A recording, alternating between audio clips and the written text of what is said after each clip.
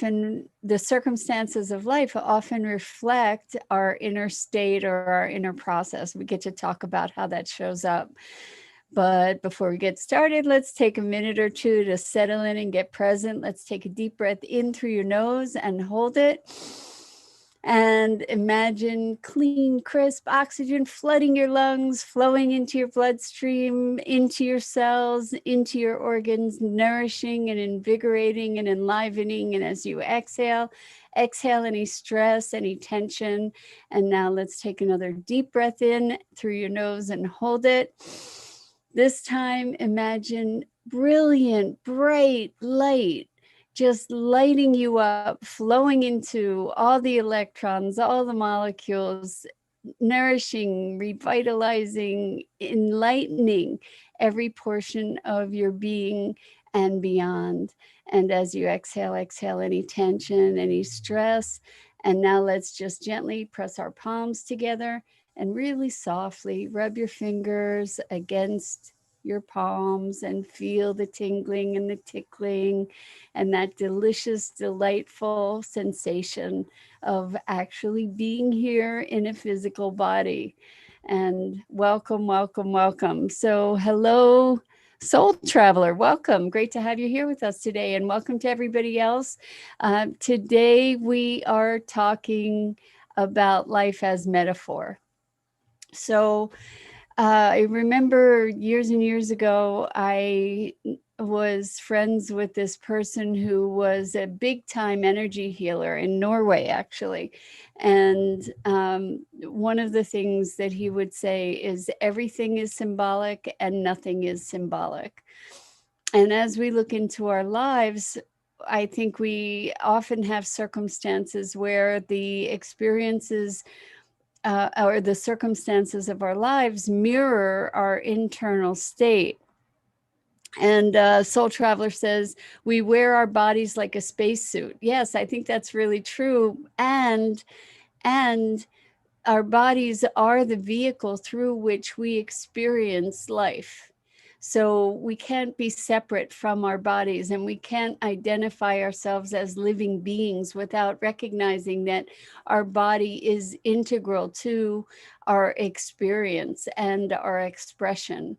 And welcome, Hope. Good afternoon to you. So glad to have you joining us. So while we wear our bodies, we are of our bodies as well. And I think we make a mistake sometimes to be creating that separation. You know, we're spirit embodied in physical form, and as spirit embodied in physical form, we also are physical form. You know, this is the vehicle for our experience. So everything that we think, everything that we feel, everything we experience is through this physicalness that we are manifesting. And so I think that there's a unity of body and spirit that we can get to that brings us perhaps in greater harmony with our physicalness. But you gave a great metaphor, Soul Traveler, like that our bodies are like a spacesuit. They are our interface with the universe and also with consciousness. So anyway, talking about metaphor, so Soul Traveler says, this world is a projection of a timeless dimension. I agree with you there. I agree. And it's interesting to be finding our way through this projection, right? And that's where this idea of metaphor comes in, because we can have all kinds of experience. Good health to you too, Soul Traveler. We can have this experience of, let's say, here's a great example, actually. Good morning, Dido. Welcome, welcome. Great to have you here, as always. Here's an example. I remember hearing a story about a friend who, in her family, in her relationship, there were lots of unspoken emotions. So there was this real intense emotional turmoil that was sort of bubbling under the surface. And at one point, all the plumbing in the house just exploded, and they had a flood in the house. And water is a symbol of emotion. So interesting, like this is where life shows up as metaphor, right? And it probably does on so many levels that we just don't even catch, that we're not even awake to. But that was one example. Another example was just another person. Actually, it might have been the same person, just really powerful emotions for this person, but feeling like their world was just, they wanted to change, and they just really wanted to start over, and their house caught on fire and burnt down, and they had to start over. So they were really, in a way, metaphorically wanting to burn down their old life, and they actually did. I mean, she didn't set the fire or anything, but you know it's interesting, life as metaphor. And some of us live more in that metaphorical realm than others, but I'm sure we all have examples of situations that have really mirrored our our internal state, or have played back and forth with that internal state. So I'm wondering if you have any examples of that you can think of in your own life. I'm trying to think of some other ones. uh, I know I know when we're feeling exhausted, that I don't know about you, but one one thing that I've noticed in my history before I got wise to it was that I would push myself and push myself and push myself until I just couldn't go any further. And what would happen is I'd get sick, so that I ended up staying in bed. And what was going on was I was sick and tired. So I actually ended up being sick and tired. Now I notice, or now I recognize that pattern. I don't have to do that to that extreme anymore. I can be feeling like I need a break, and I will allow myself to stay in bed all day if that's what I need. And so that's where I can be tired, and I don't have to be sick. And Soul Traveler saying nothing happens in a vacuum. Synchronicity, exactly. So synchronicity, talking about life as metaphor, and everything being symbolic and nothing being symbolic. So maybe well, I don't know why this is coming to mind at the moment, but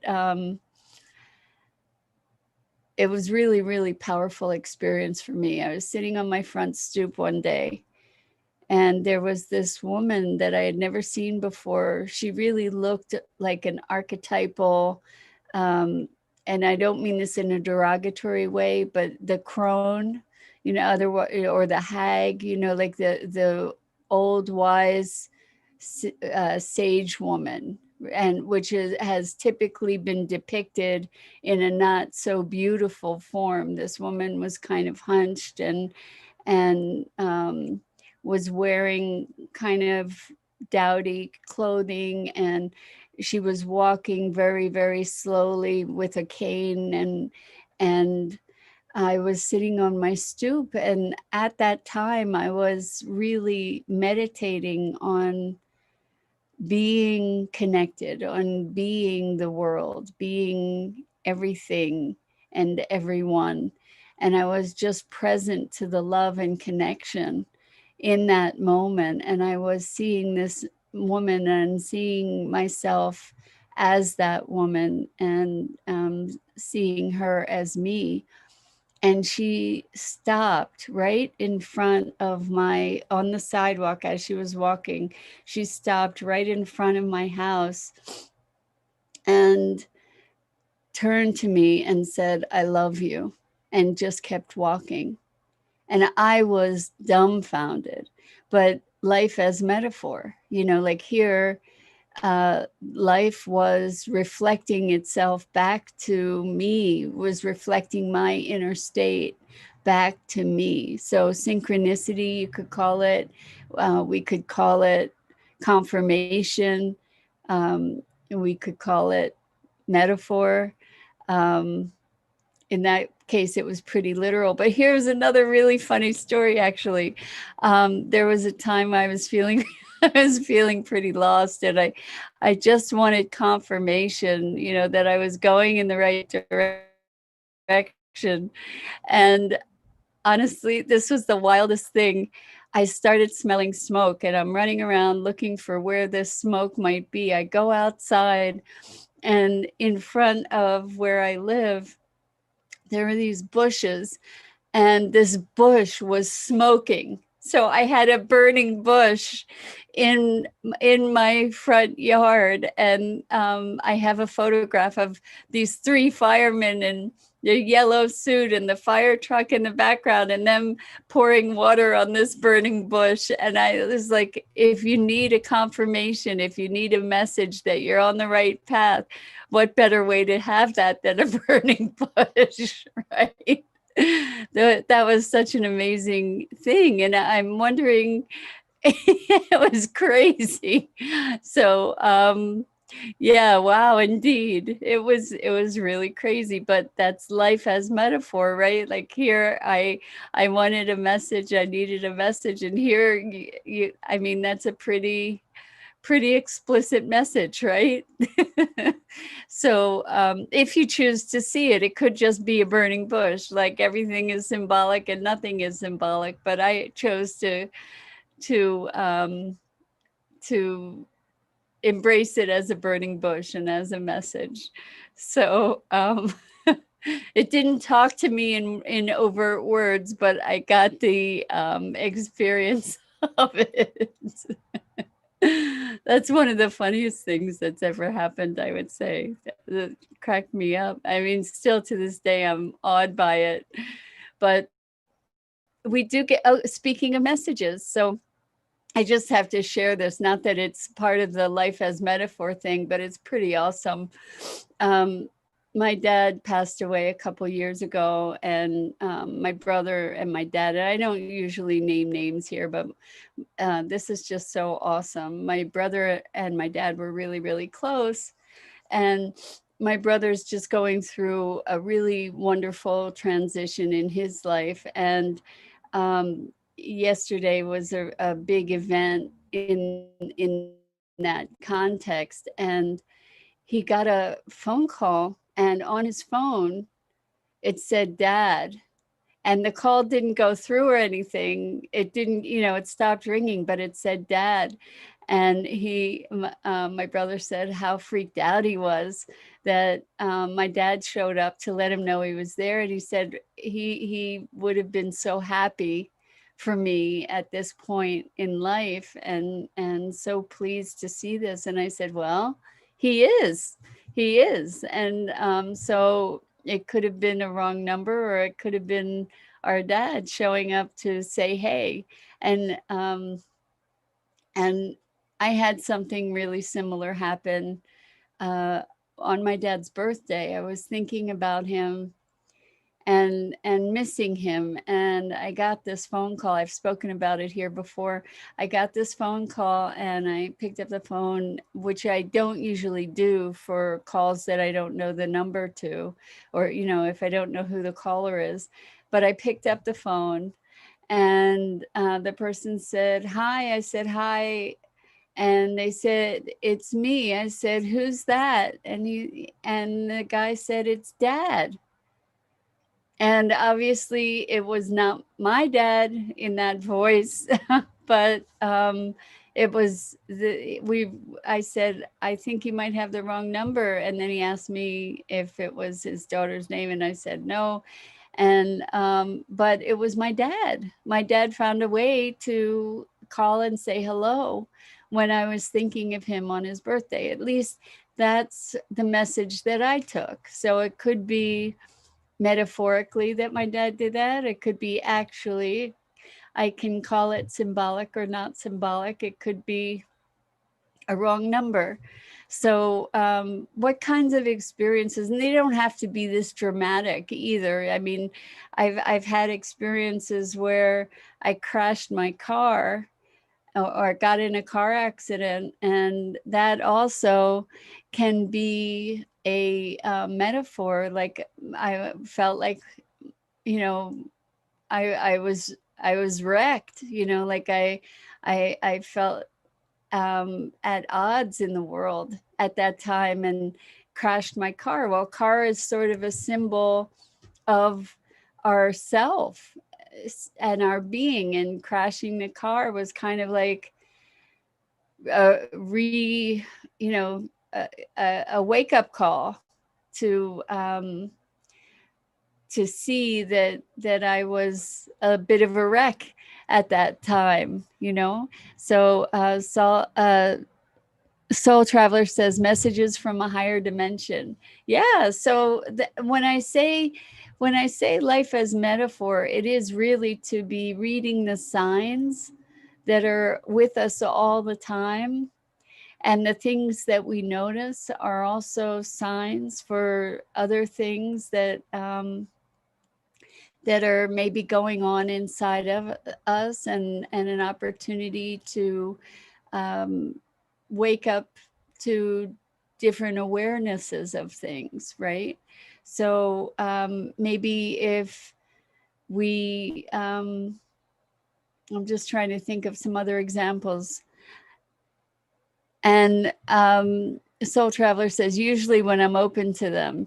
Yes, they're all over the place all the time. You know, it's just like kind of when we learn how to read, when we're first learning how to read, what we see is symbols that don't have any particular meaning. We don't know how to interpret them. We don't know how to put them together into um, relate them to words, right? We're reading these symbols on the page. We're interpreting these symbols. We're ascribing meaning to them, and then we're extracting a bigger meaning when all these symbols are assembled in particular ways. And I am inclined to think that we're surrounded by similar signs and symbols. It's just a matter of learning how to read, first to recognize them, to even know that there's a symbol there, and then to be able to interpret it. So another place that life as metaphor kind of works, if we're talking about symbols and meaning, is in astrology, right? We see patterns, and that's what Soul Traveler is saying. We see patterns.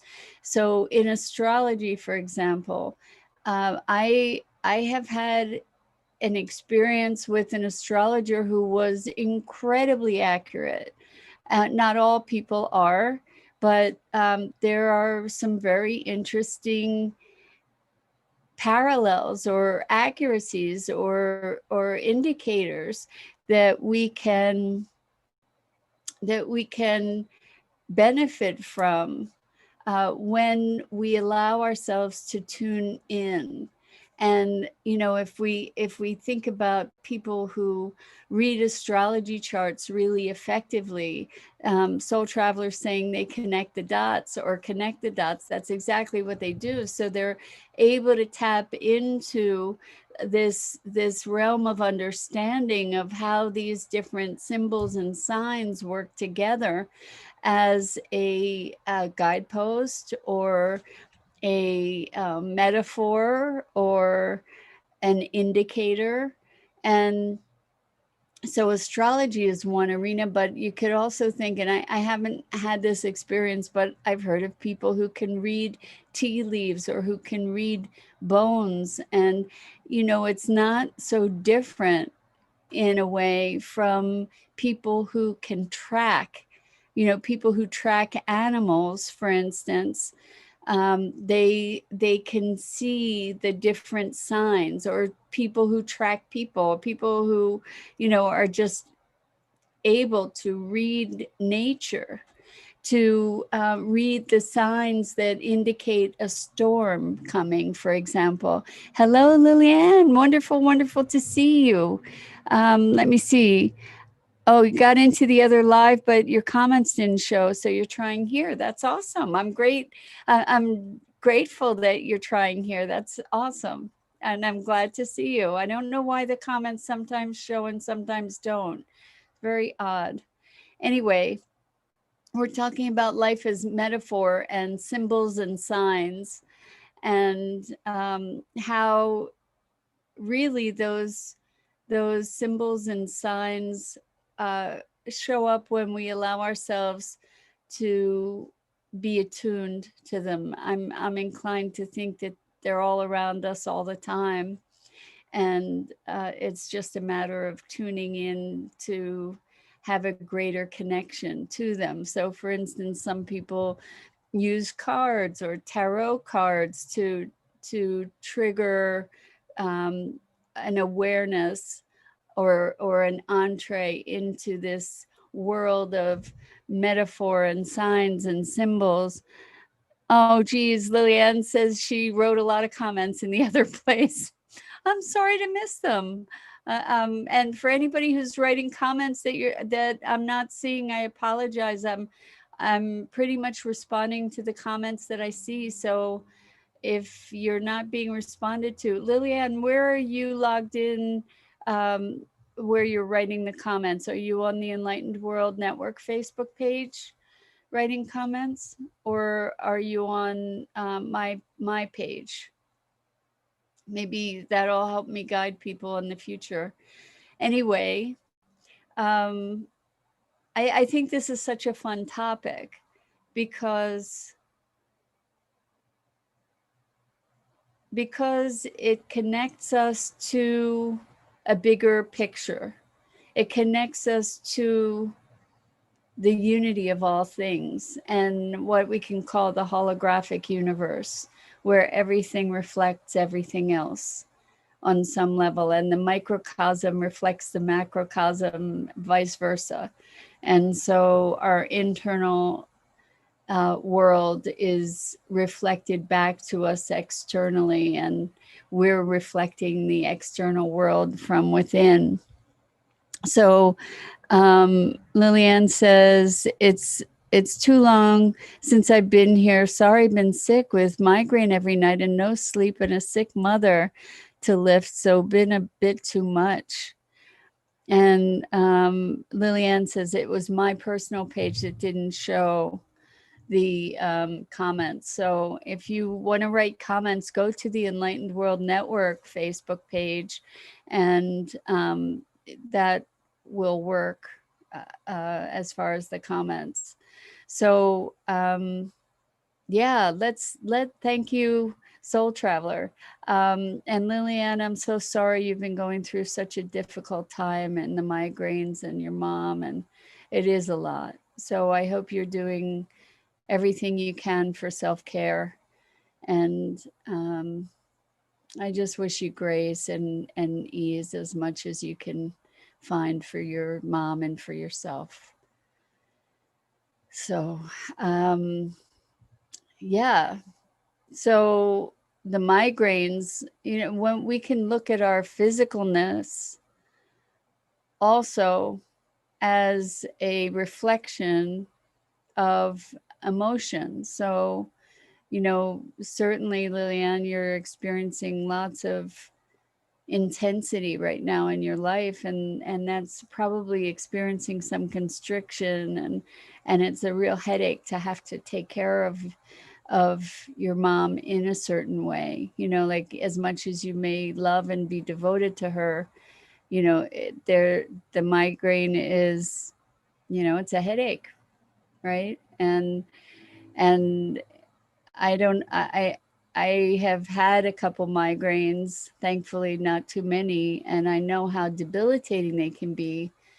And the other thing about those migraines is, I don't know about for you, but they made it so I couldn't do much of anything else.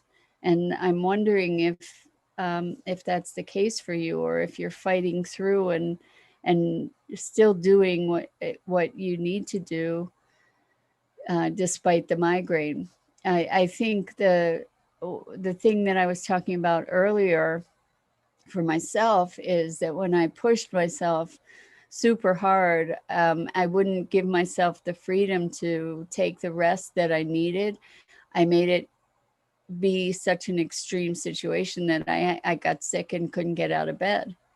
And now, instead of getting to that point where I ended up in bed for days and feeling miserable, when I'm tired, I let myself stay in bed all day if I need to. And I give myself the rest without having to give myself the excuse that a valid excuse that I'm too sick to get out of bed. And wow. So you've had your migraine since you were 7. I wonder, have you had the occasion to work on emotional elements around that? I know migraines can be triggered hormonally too. So I'm guessing that since you've been living with this all your life, you've looked into all different ways to deal with it. But I would look at the emotional component, and if you haven't already, I presume you have, and the hormonal piece.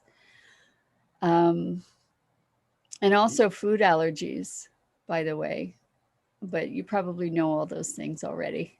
Anyway, life as metaphor. It's kind of fun if you're awake to, oh my gosh, look at that.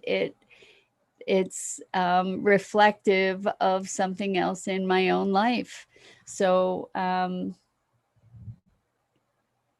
when we pay attention, even to like our physical sensations, uh, when we allow the physical sensations, or we recognize the physical sensations, a lot of times, probably all of the time, there is some element of um, emotional, there's always an emotional component.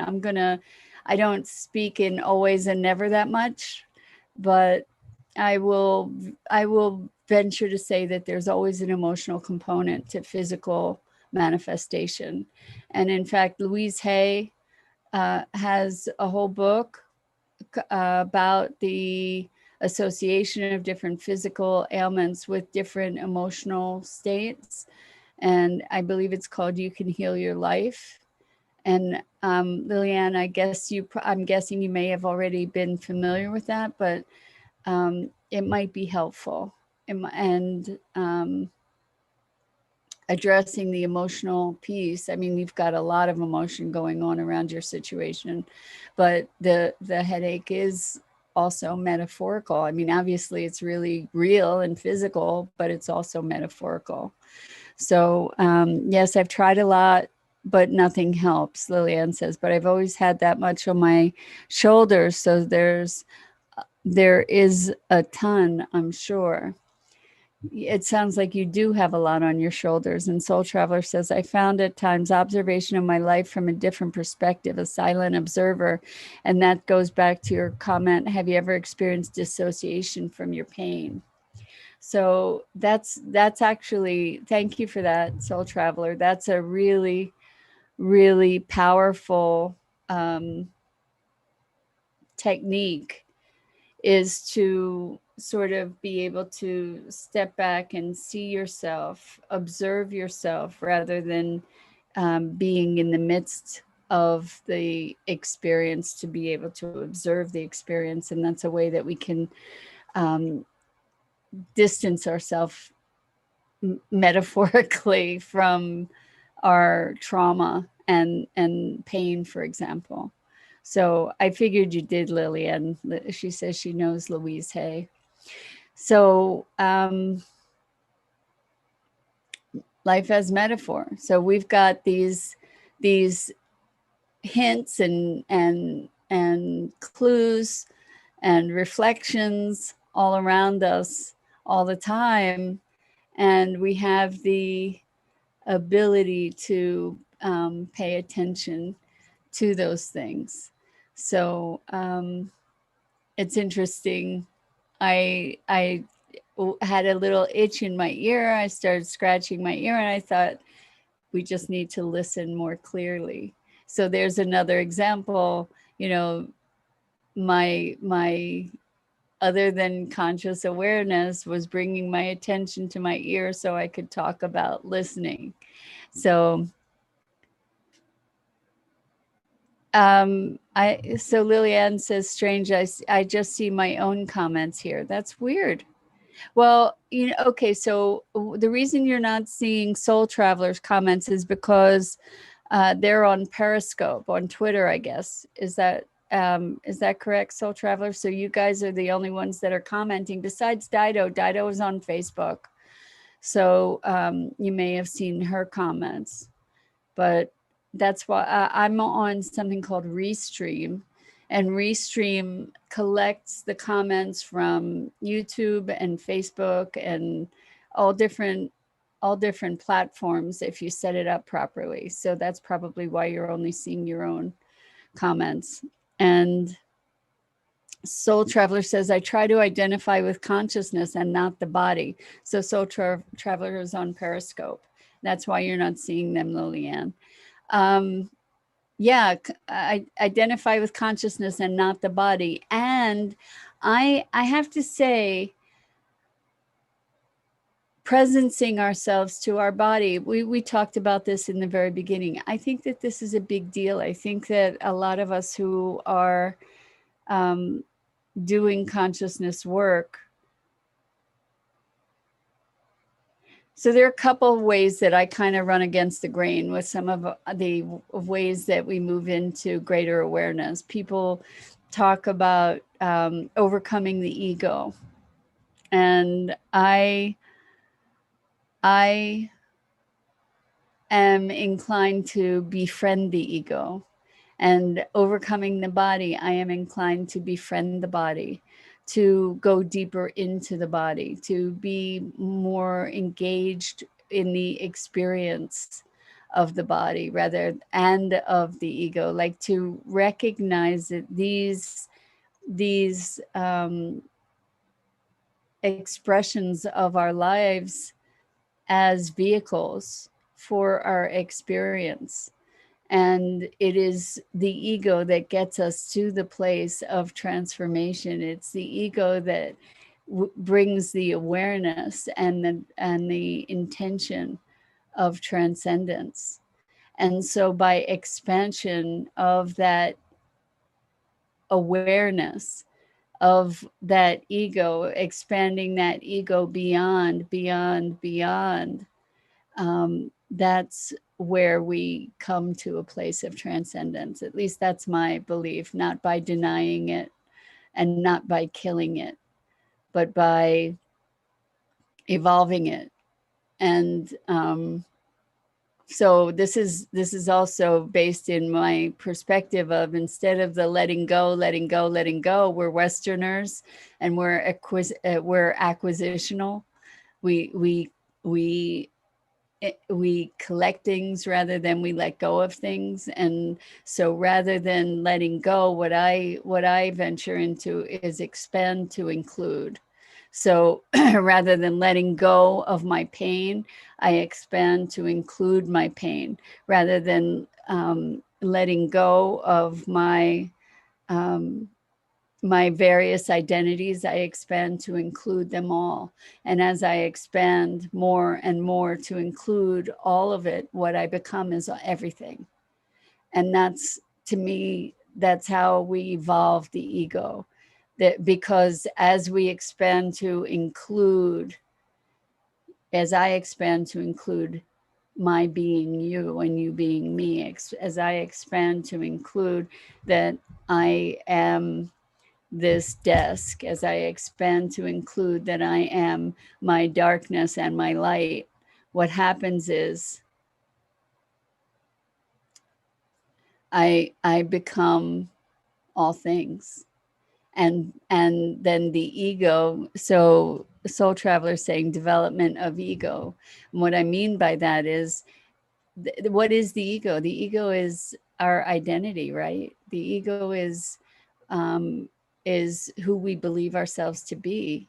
If we expand and include and include and include and include, ultimately there's no boundary, there's no limit, and we achieve the same objective as letting go of everything, right? Letting go of everything. Nothing and everything is the same.